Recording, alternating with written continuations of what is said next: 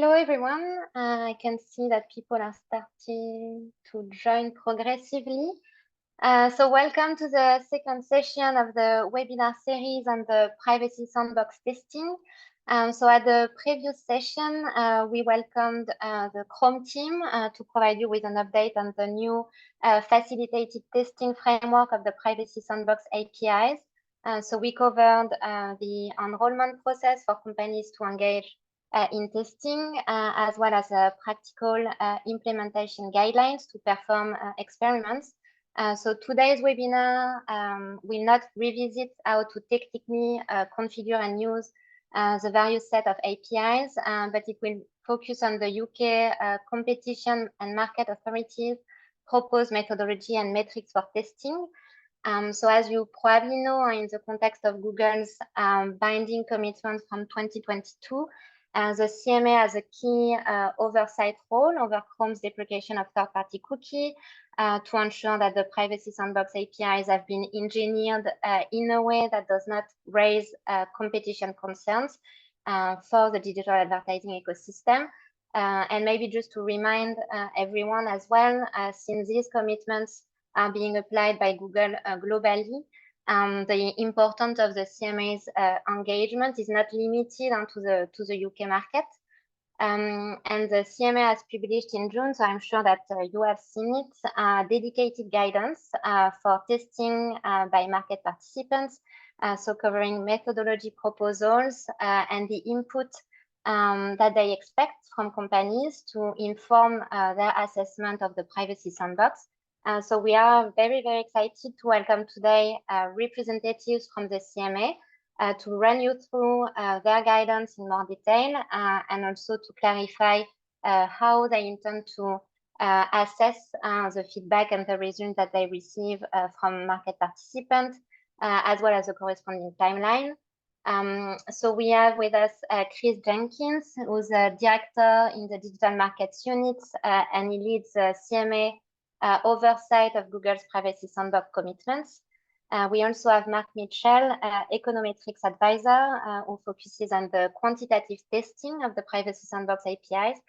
So thank you again to the both of you for joining today's webinar.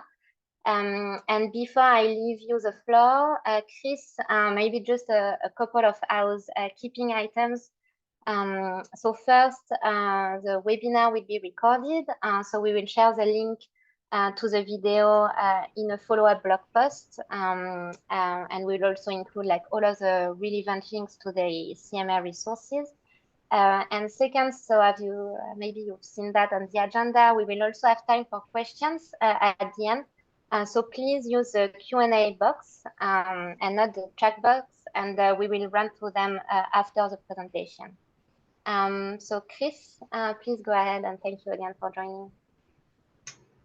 Thanks very much, Ninon. It's a pleasure to be able to talk to IAB Europe about the Privacy Sandbox testing. So we're going to focus mainly on the guidance that we published a month or so ago, but I'm going to set some initial context first. So I'll go through the context of the UK Privacy Sandbox commitments and how testing fits into our overall programme of work, and also say something about timelines for testing and the overall review of Privacy Sandbox. And then Mark will talk about our proposed experiment designs and how we'll use the results. We'll aim to leave a good amount of time for questions at the end as well. So can we go to the next slide, please? So just to give really brief background to the commitments, I know lots of you will be familiar with this already. I mean, clearly the starting point is that Google plans to remove third-party cookies from Chrome and introduce alternative Privacy Sandbox tools. Its current plan is to do this in the second half of next year.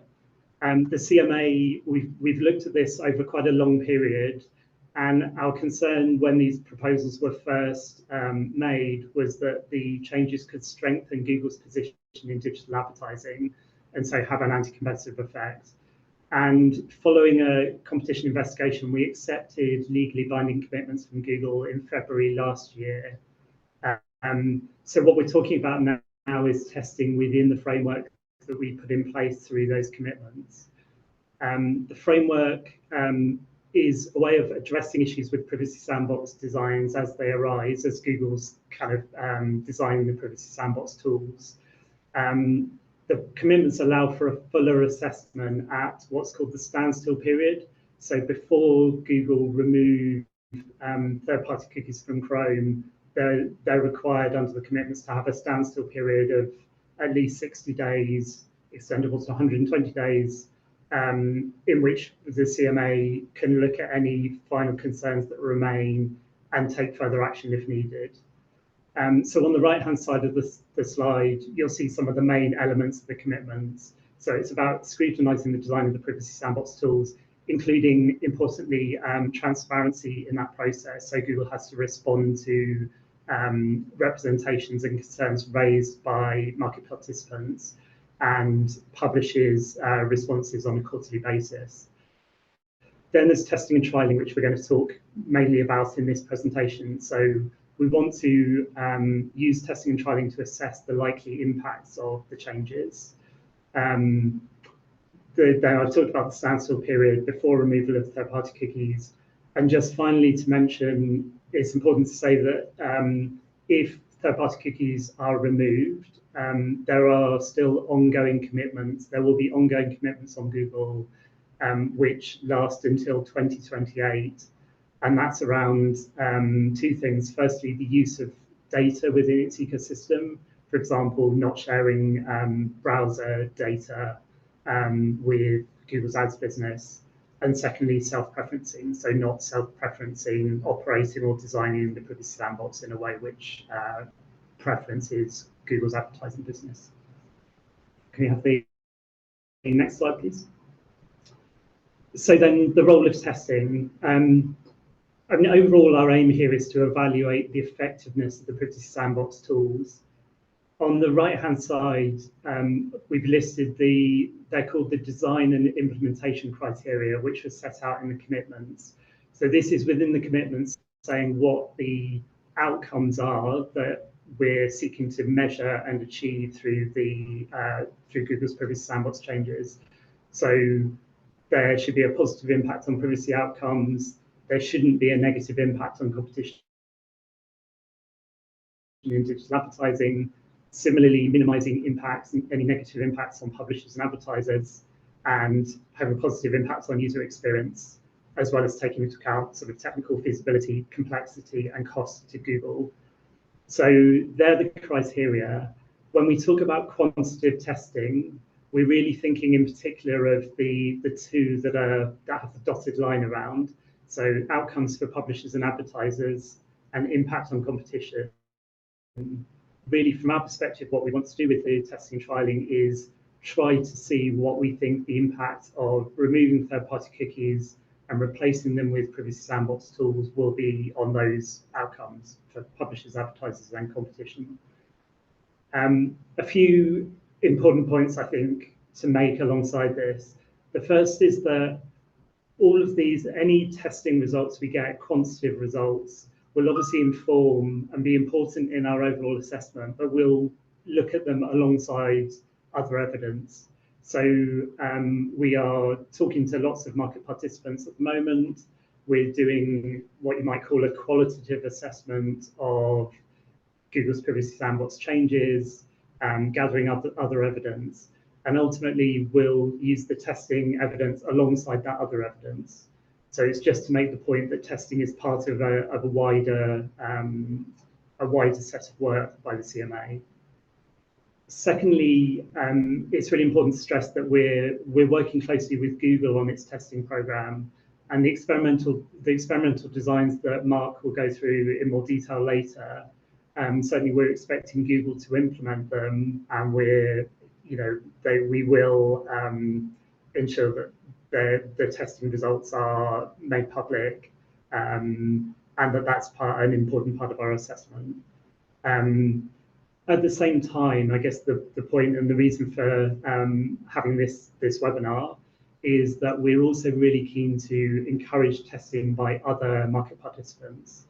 While Google, within its ecosystem, can see and measure quite a lot of the impacts on the market, it clearly can't see the impacts on all market participants. And we're really keen to understand what impacts the Privacy Sandbox changes will have on all sorts of market participants, publishers and ad techs and advertisers. We recognise in this that testing is costly, both in terms of time and effort and just financial resource. We're trying to take a flexible approach in a sense, reflecting that cost. I mean, what we're really saying is where market participants are thinking of testing for their own business purposes, because you're thinking about how you'll operate Privacy Sandbox within your own technologies, then we would really like you to think about the testing approaches that we will set out in a bit more detail in a second.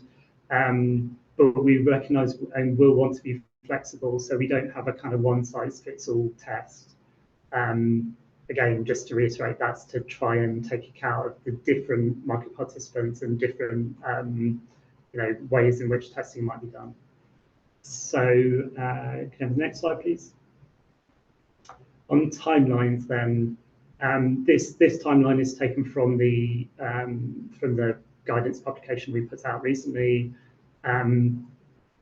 As you'll know, Google has moved to general availability of the core Privacy Sandbox APIs, so they're available for testing. And it's also put out details of the Chrome facilitated testing environments, which Mark will refer to shortly. What we would ask people to do is run tests between Q4 of this year and Q2 next year. Again, there's slight difference in timing depending on the experimental approach, which Mark will go into. I think the main point I would make here is, from our perspective, the sooner people are able to test, the better, because clearly it gives us an earlier sense of what the impacts are likely to be. And we're always really open to discussing with firms that might be thinking about testing. If you have questions generally about the approach you're planning to take and want our advice on it, we're really happy to talk. All results really to be taken into account by us need to be submitted by the end of Q2 2024, because at some point after that, we would expect Google to trigger the standstill period. Obviously, the date at which this happens is not fixed. It's up to Google and CMA to agree that, but it will be after Q2 2024. So we want the results in before that point. Okay, I think that's enough background. I'll hand over to Mark to get into some of the detail of the experiment designs.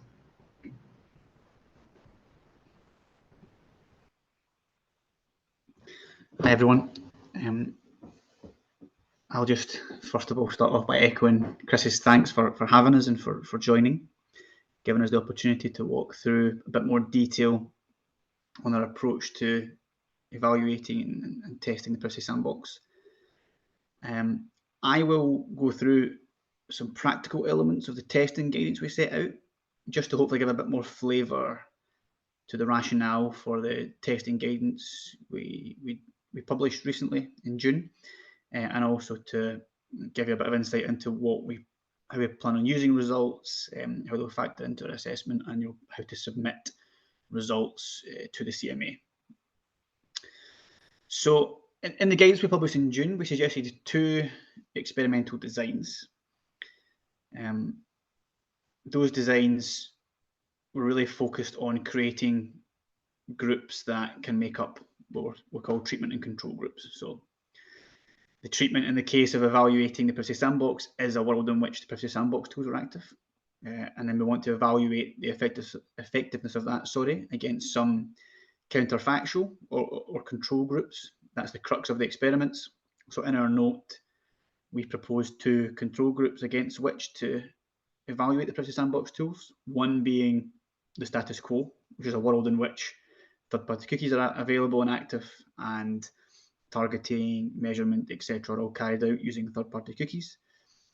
Another secondary control group in which there is no Privacy Sandbox and no third-party cookies available. Now, we understand that that's not sort of necessarily a realistic world, but the point in proposing these two control groups is to think about, what are the bounds on performance for the Privacy Sandbox, and that might be an upper bound on performance for or effectiveness might be the world in which third-party cookies are available, and a lower bound on performance might be the world in which there's nothing available, no signals with which to participate in auctions or bid or build interest-based audiences. So that is really the main focus of this experimental design, is creating these groups, and from these groups we hope to compare how the treatment, which is the Privacy Sandbox tools, compares with these counterfactuals to infer the effectiveness. And as Chris says, we are focusing this part of our evaluation and assessment on impacts on advertisers, publishers, and competition more generally, because the outcomes of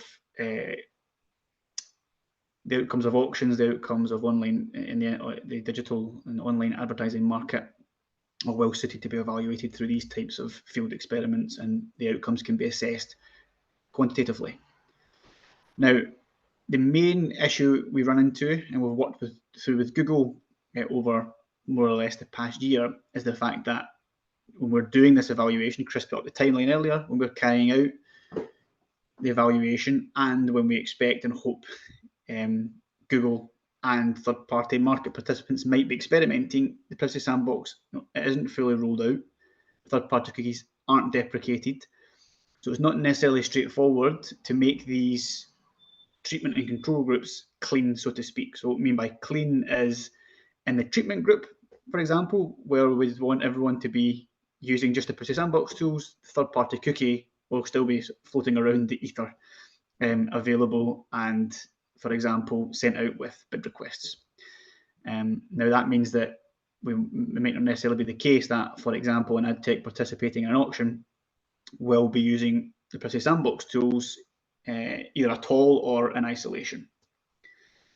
So if we go to the next slide, I will talk through a couple of the details on the actual designs that we proposed in our note. Now, I'll apologise in advance for the perhaps painfully simplified example of the flow of information through a digital auction for ad inventory. And there's actually an arrow missing from the diagram, but it's fine. I can talk through it as we get there.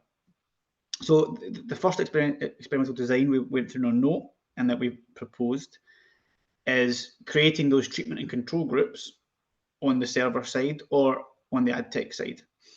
So what that looks like and what there was supposed to be here is a sort of red circle. So say, imagine SSP1 at the top here.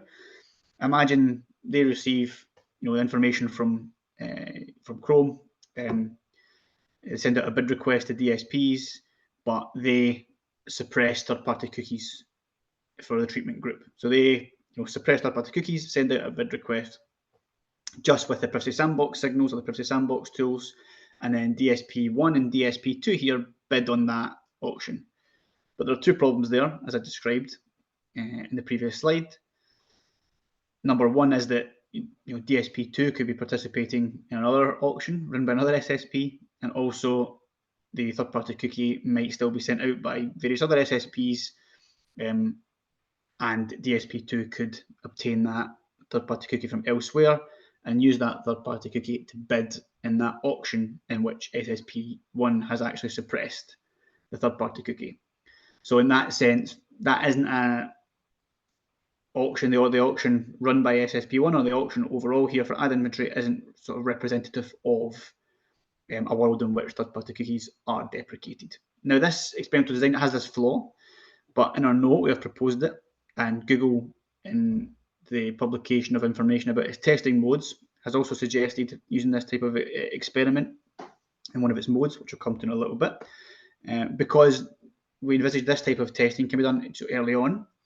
It can be used to do some sort of functionality testing, to test the early effectiveness of the APIs, or to sort of play around with experiments and problem solve and figure out how experiments might run. This is still a useful design. It's still a useful way to run experiments, by receiving a a bid request that has Privacy Sandbox and third-party cookies, and then choosing which one to use in order to measure performance on the server side. Now, to try and deal with this problem of third-party cookie leakage, or the fact that third-party cookie is still available, we propose a second experiment design. So if we move to the next slide.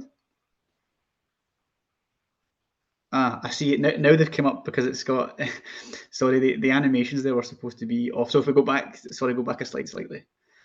That's the circles and the arrows I was talking about. So the red arrows indicate the ways in which DSP2 can actually still gain access to third-party cookie, and the circle was just to indicate that we're talking about the server side here in SSP1, sort of running this experiment, so to speak. So now if we go to the next slide. And if you can we give it a click just to make sure there's no animations? There shouldn't have been, but okay, so there's no animations, perfect. So on this slide, we're now moving toward design 2. Now, one way in which we can try and ensure there's none of this third-party cookie leakage is by, in fact, Chrome suppressing third-party cookies at the source. Now that is, in our testing guidance, experimental design 2. So the premise behind this design is that to stop any leakage, to stop third-party cookies being used in auctions in which we'd expect Privacy Sandbox tools to be used, Chrome can just deprecate third-party cookies for a small, very small slice of experimental traffic. So that doesn't indicate anything about wider third-party cookie deprecation. It's purely for experimental purposes. So the way that works is that, any Chrome, so the first blue box there, a user visits the a web page in the browser, and at that point, before any ad request or information is sent out from Chrome to ad techs, third-party cookie is just suppressed immediately or deprecated for this small slice of traffic.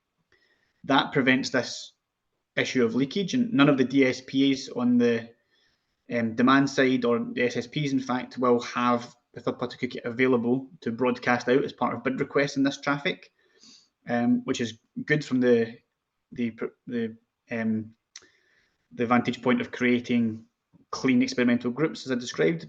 But there's still a slight limitation here that we understand not every DSP participating in auctions out there will be experimenting, will be ready to deploy the Privacy Sandbox or use the Privacy Sandbox tools, and their models, if they have integrated them into their models, might not be fully matured or entirely ready to represent a post third-party cookie deprecation world.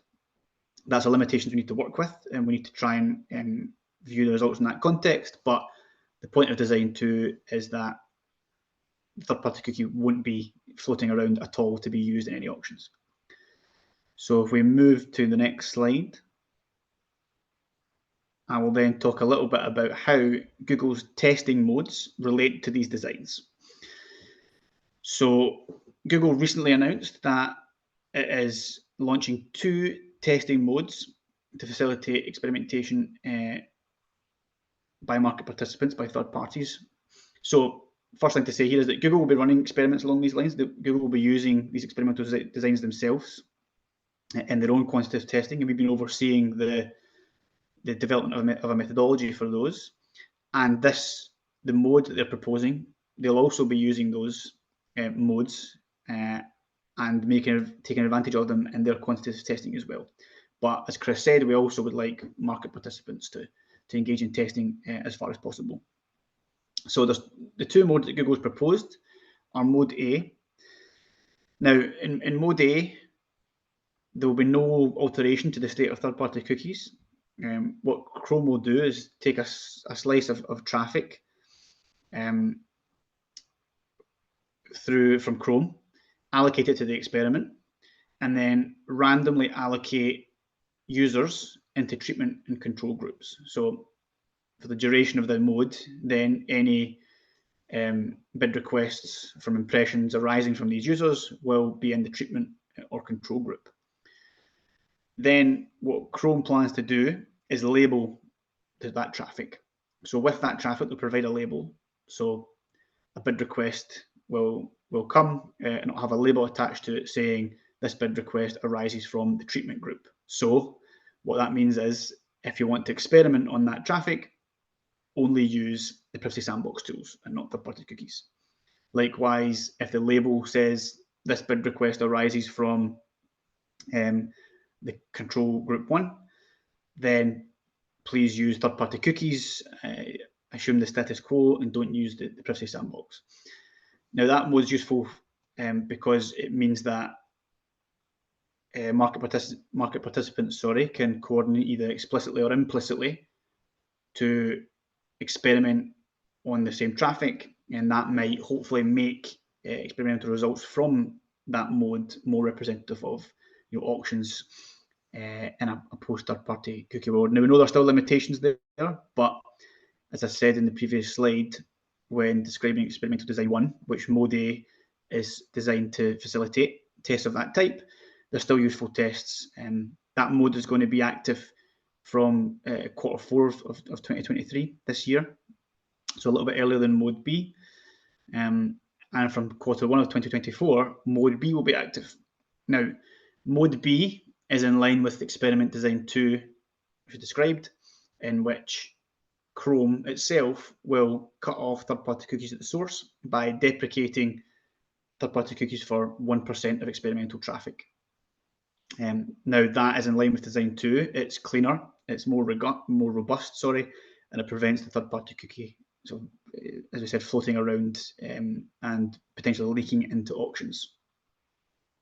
Now in mode B type experiment, so if you were to use mode B traffic in the slice of deprecated or traffic with third-party cookies deprecated in experiment, the control group or control group 1 for experiments of that type would still come from mode A, because in mode A the traffic will be labelled as control group 1. Use your models, status quo models. Just apply your models based on targeting, measurement, etc. Using third-party cookies. So those are the two designs. These modes were discussed and extensively with Google in line with our publication of our testing guidance, and they have been put in place to try and facilitate the type of testing that we would like from third-party market participants.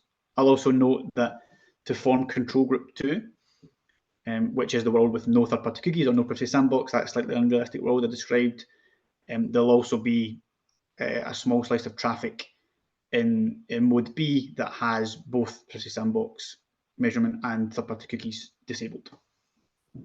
As I mentioned, for timing on that, mode A is due to launch in Q4 of this year, and we hope that might allow market participants to start engaging with experimenting early and try and play around with the labels for traffic and figure out how they might run a test in the new year.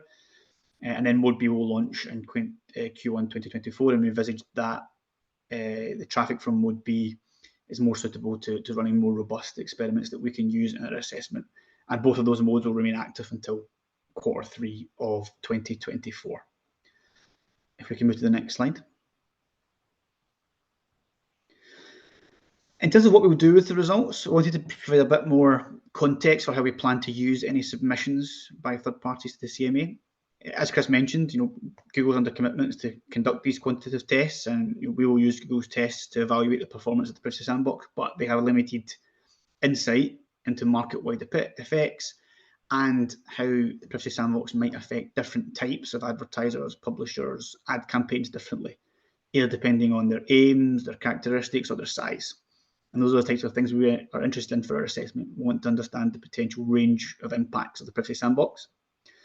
So we do intend to use any results submitted to the CMA in our assessment of whether the Privacy Sandbox has been designed in a way that's addressed our competition concerns, and they're related to, as we said, a range of impacts across different types of market participants.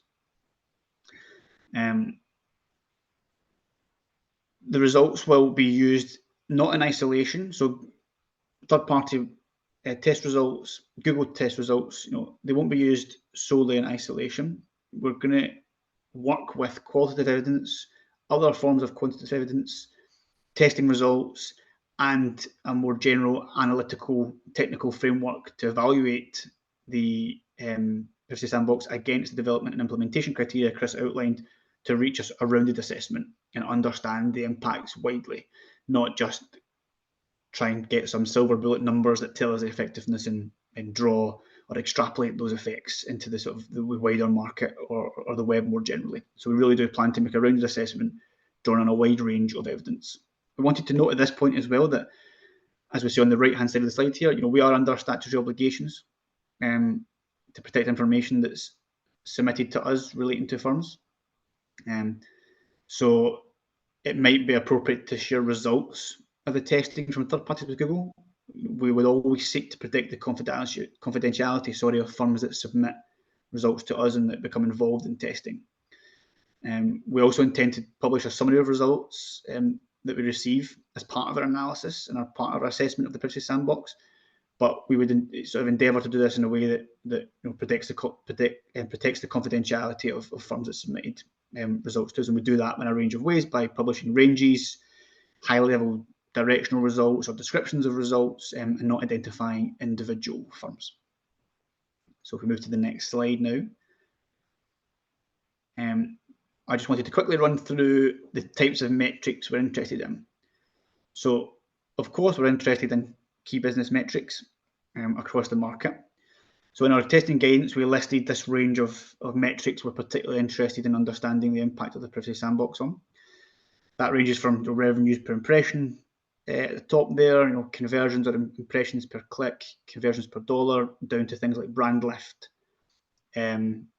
number of wins for advertisers and campaigns, a whole range of metrics there that capture various outcomes in the market for digital advertising. So what we want to stress here is that this list is things that we are particularly interested in and we think capture key outcomes across advertisers and publishers and ad techs. But as Chris mentioned, we want market participants to hopefully conduct tests that are useful to them. So if you run tests and these metrics are important to your business and your business model, then we're happy to obviously receive results based on these metrics. But if there's some metrics that we have missed here that you think are key to your business and your business performance, we're also happy to see the impact of the Privacy Sandbox on those metrics as well. So it's not a completely exhaustive list, and we just want to make sure that any tests that market participants run are also of use to them in their preparation and their testing of the Privacy Sandbox. So in terms of actually submitting results, if we move to the next slides, I have some examples of tables. Now, these are just repetitions of what we publish in our testing guidance. So we would like results to be submitted in a relatively standardized way so that we can digest them easily and understand them. Now, this is just a simple table of what results might look like. So I've just included 3 rows here, again, with some of the metrics in the previous slide. And the submission of results can be as simple as, comparing revenue per impression for treatment and control 1, and then listing the effect. So what is the impact on revenue per impression, either in absolute or percentage terms. And then we'd like some measure of uncertainty around that. So a standard error or a confidence interval that just tells us, what's the noise around this estimate, how certain are we about this estimate. If any of this isn't clear about how to present results, how to present uncertainty like standard errors or confidence intervals, as Chris said, you can reach out to us directly. We're always happy to answer questions and clarify more what we expect. That's a very basic table of how we might envisage results being submitted. And again, we'd really like to understand results from metrics that show the range of impacts. So if there's something critical to your business that isn't in this table, of course, feel free to add metrics to any results that you think are important. So the next slide is another example table. Sorry, can we move to the next slide? Perfect. Yeah, so this previous slide, sorry, I think we've gone too on. Okay, perfect. Yep. Again, another sample slide here. We're also looking to understand the composition of the treatment and control group. So if you run experiments, we'd also like to understand, the basic statistical makeup of those groups. So what would also be useful to submit to the CMA is a table at a high level, for the metrics that you're evaluating, what the treatment and control groups look like. So that, again, focusing on revenue per impression. That could just be the mean or the average revenue per impression across the groups, the standard deviation to show the variation, and then some measure of the distribution there of those metrics. Again, just a simple table that lets us easily sort of decipher what the makeup of the groups is and how they compare. The same can be said if we go to the next slide, please. We'd also like to know how balanced the groups are. So one important assumption for experiments is that the treatment and control groups, the traffic is comparable, it's balanced across certain characteristics. So one thing we proposed in our note was submitting some data on how the impressions or the campaigns or in the treatment and control groups in your experiments compare to one another. One simple way to do that might just be the country they arise from. So the proportion of, for example, bid requests or impressions in experimental groups that arise from different geographies. Again, the idea here being just to give us an idea of how the groups compare, whether or not they're balanced and comparable, and that allows us to view the results in context and also check whether this idea of randomization has worked and whether Google's testing modes are randomizing traffic effectively. So if we go to the next slide, please, I'll move on to submitting results. As I just shown, you can submit results to the CMA based on the template tables that we provided. You can depart from those tables if there's they don't fit how you produce results exactly, but we just provide those tables to illustrate how we'd like them to be submitted sort of clearly and succinctly.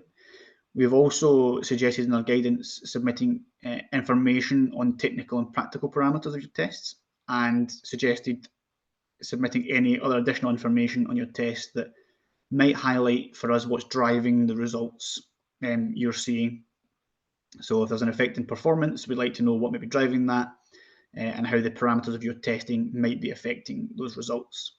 That's all in our guidance note and also in the previous slides. And I'll talk a little bit about that extra info in a second. Because in our guidance note, we actually listed a number of specific questions we'd like market participants to answer. So if you submit results, there's specific things we'd like to know about them. And of course, as I said, we are happy for anyone to contact us directly for questions, clarifications, and feedback on testing as early as possible. So if you want to get in touch with us at the Privacy Sandbox email that you see at the bottom of the slide there, we'd happily answer any questions on how to set up tests, how to report metrics, how to calculate impacts, all these things. We're more than happy to discuss them. And as I've been saying throughout, the earlier the better. So please feel free to get in touch in advance of or during testing.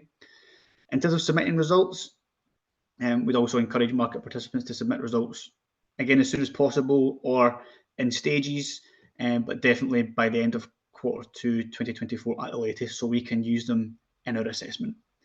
And then I have one final slide, which I'll cover quickly, which just shows the template from our guidance listing the questions we're interested in. So this is the sort of contextual information on tests we're interested in, a range of questions about the parameters of your testing that will allow us to understand, first of all, how your tests were ran and set up and how we interpret them, and then second of all, to compare tests across market participants and try and understand why results might differ across different market participants.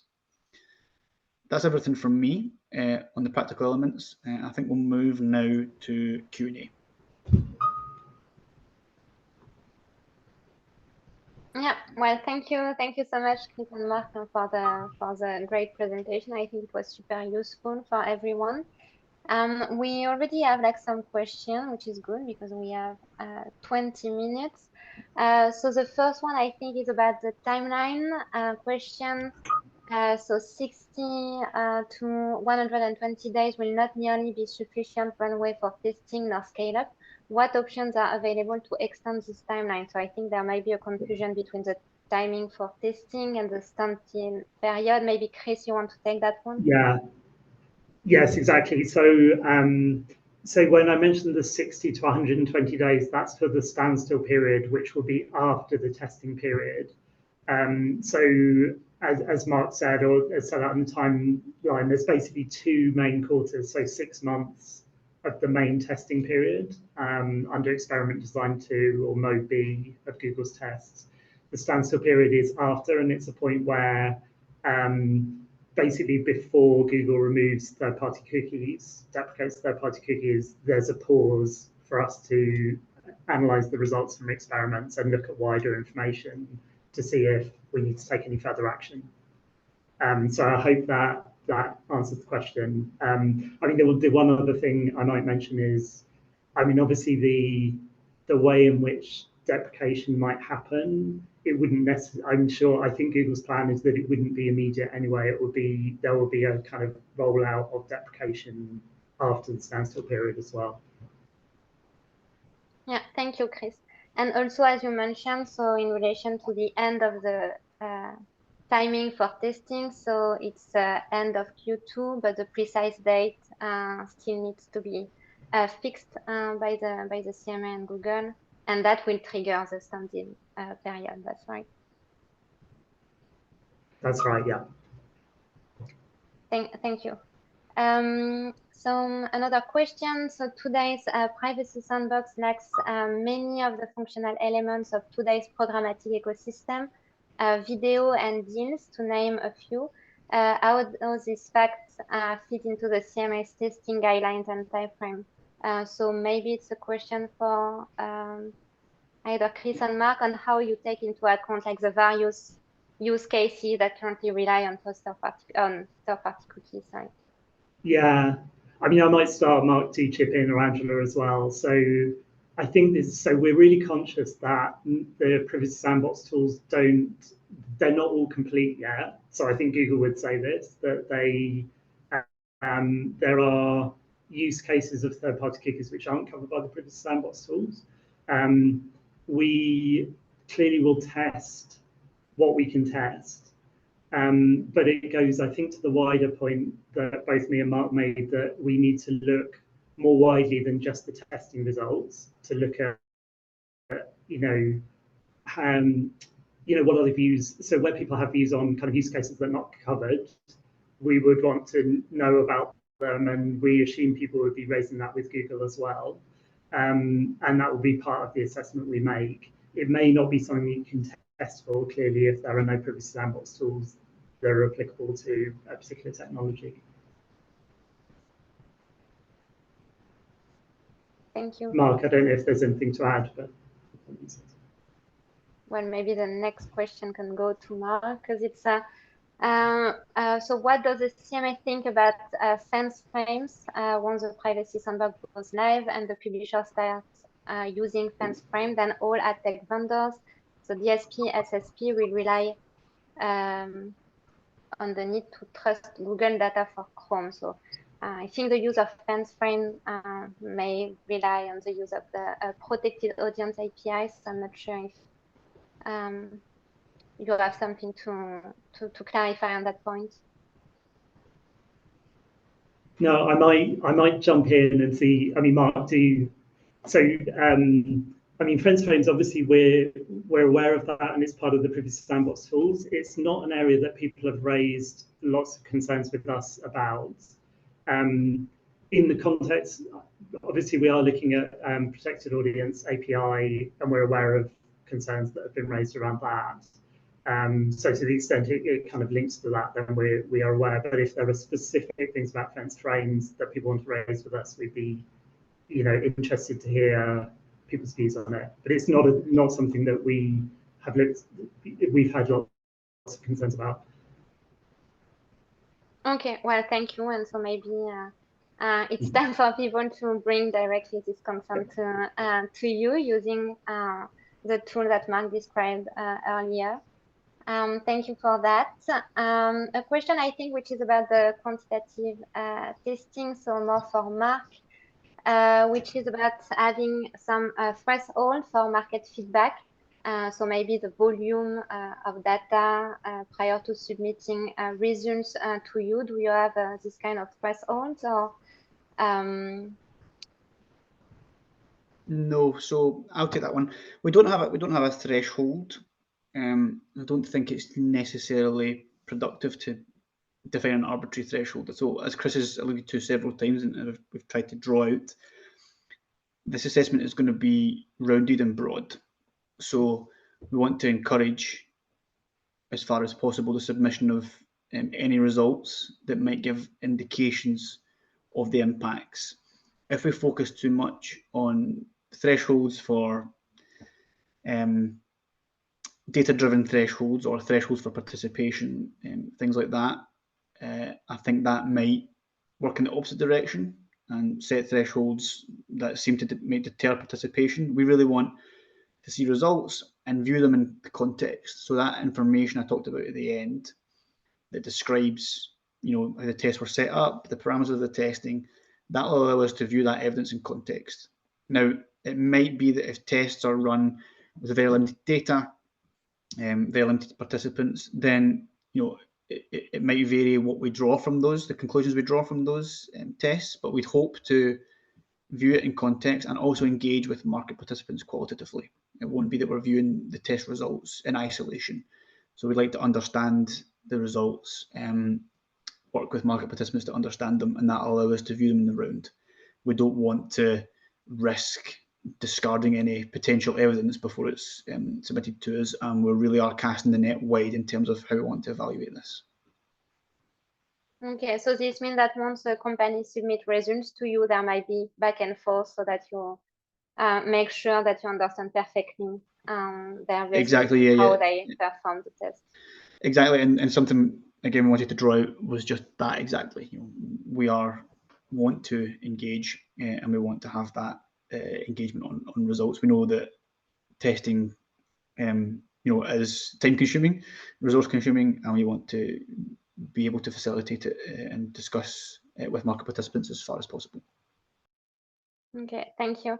There was also a second part to this question, I think about the number of companies that are currently testing. So does the CMA have any projections of how many publishers and advertisers are prepared? So I can take that one. I mean, obviously we're at this point trying to understand kind of who is thinking of testing and encourage people to test. I mean, we know publicly on GitHub there are public tester lists which have 18 or 19 firms thinking of testing topics and protected audience API. Recognize that not all of those will go through to full effectiveness testing in the form that Mark has explained. So I think we are realistic about this. But at this point, I don't have a projection. I wouldn't like to say, exactly what the numbers are, but we're really keen, as I said, to understand from people whether they're thinking of testing so that we get a better picture of that over the next, month or two. Okay, thanks a lot for that. And indeed, I think we might also share follow-up blog posts like this GitHub pages that you refer to where we can already see a list of active testers. A question from so I think the Daily Mail. So is the CMA aware that not a single sell-side ad tech has a publicly listed plan on how and when they will report on Privacy Sandbox transaction to publishers? And considering this, how does the CMA expect publishers to determine accurately how much revenue such initiatives are actually making? So this is a question for Chris, I think. Yeah, I will. I mean, the first thing is there's quite a lot of detail and we should take this way. And again, it's one where it might be good to follow up afterwards. So very happy to follow up with the person asking the question. I mean, I suppose the general point is we are aware that the timelines are tight, but it's like the number of people testing is, we need to sort of understand how many people are testing and encourage that to keep going. I don't know, Mark, if there's any specific things on the Mode A testing point, but I mean, why you think about sort of responses on that, I think the general point is we're really open to kind of hearing views from people, and particularly if there's suggestions on ways of doing the testing differently or making it easier for people to get involved so it encourages more testing, we'd be really happy to hear that. Mark? Yeah, no, I was going to. My point was going with 2 points. My first point was going to be that that type of point and that type of challenge is exactly the thing we're looking to hear, and the feedback we're trying to receive. I think in this instance, it's quite a detailed set of questions. We probably need to take it away, think about it. There's one point, sorry, on the sort of the seasonality. So we understand, and obviously, we discussed this with Google at the time of sort of developing or thinking about these modes. We understand that mode A or even in absence of mode A, we'd be asking market participants to test at a time there's quite a lot of seasonal pressure on resources and businesses and budgets. But the idea of mode A was always to sort of get it out there to facilitate experimenting as far as possible with testing. Now we understand there's going to be trade-offs there and there's additional pressures, but nonetheless, we wanted to have it out there and as soon as possible, so that those who can and are able to test at that time are able to. Now, if it's not possible and there are pressures, again, we want to stress that mode A is still available in the new year and that mode B should be running for a reasonable length of time for participants to get involved in the testing. So I wanted to just make that point. And then on the wider points about participation and how publishers are supposed to sort of be embedded in the testing, given sort of sell-side participation, I think that we need to think about that a little bit and take away. And I think it's valuable feedback for us, to think about. So I appreciate the comment. Yeah, thank you, Mark. And so there is a follow-up question as well, although you answered that already partially, which is still about the current flow in experiment design 1, so which align with the mode A testing. And this is about the how mode A labels independently to create a treatment group. So there is a question about whether it would make more sense for either Google or the CMA to define mode A labeling group to achieve more consistent states across the ad tech ecosystem. So I think the issue here is that in some cases, you might work with other ad tech vendors that still use third-party cookie, but normally the SSP should be able to communicate the treatment group label, right?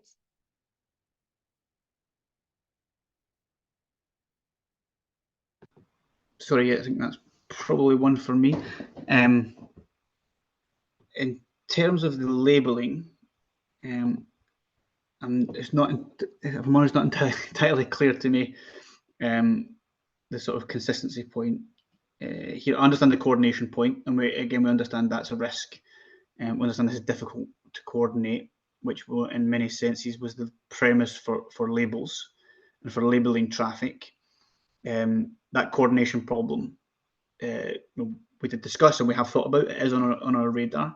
So again, this is a useful piece of feedback. It's a proposal we can think about, and of course, with all of these things, we discuss these with Google. So we take these types of proposals and feedback, and we discuss that with Google. So we can take this one away, we can think about, the optimality of that labeling system and the coordination problems. But it is on our radar.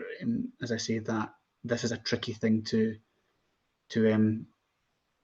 generally testing is complex and it's tricky. So any way we can improve clarity, we're more than happy to try and do that.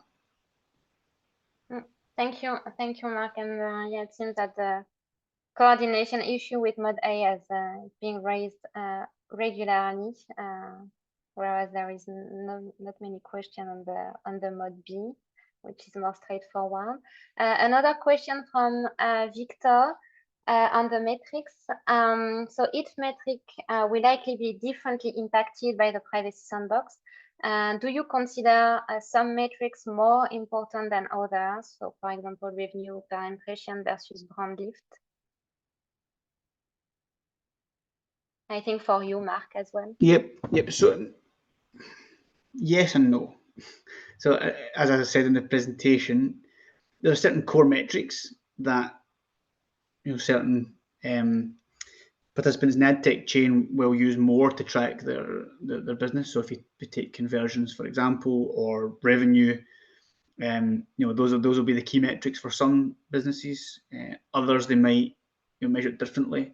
So that list of metrics we gave was highlighting a sort of range of what we deem the sort of key metrics. We can't really rank them in terms of importance because we know it varies across participants. So what we'd be looking for is for participants to say, for example,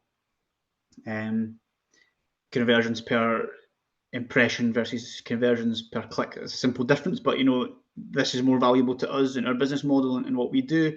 So we're focused on that. That'd be the type of feedback we'd be looking for. We don't want to impose a standardized test, standardized metrics or standardized outcomes that mean we potentially miss other things that are really important to businesses. So we're happy to hear what market participants consider really important to their business. And if it falls outside of that list that we gave, again, that's absolutely fine. What's important is that we capture what's important to participants and we understand the different impacts across the market. Thank you, Mark. So I guess it's really up as well for participants when they submit the resume to explain precisely their business model, how they sell campaigns, for example, to advertisers and so on. And this will kind of explain how they made like their assessment and what's important for them. Exactly. A question about so you touched upon that quickly, Chris, during your presentation. So your perspective on the additional costs that Privacy Sandbox forces upon EdTech. So whether it's the use of cloud services and also like the overall resources needed to engage in testing. Yeah, absolutely. I think it's something that we're aware of and considering as part of the assessment. So yeah, certainly something we're aware of.